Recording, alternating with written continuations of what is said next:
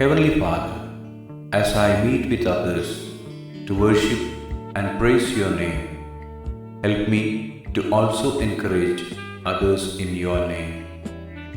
സ്വർഗസ്ഥനായ പിതാവേ, അങ്ങയുടെ നാമം സ്തുതിക്കുവാനും ആരാധിക്കുവാനും മറ്റുള്ളവരുമായി കൂടിച്ചേരുമ്പോൾ അങ്ങയുടെ നാമത്തിൽ അവരെ പ്രോത്സാഹിപ്പിക്കുവാൻ എന്നെ സഹായിക്കണമേ.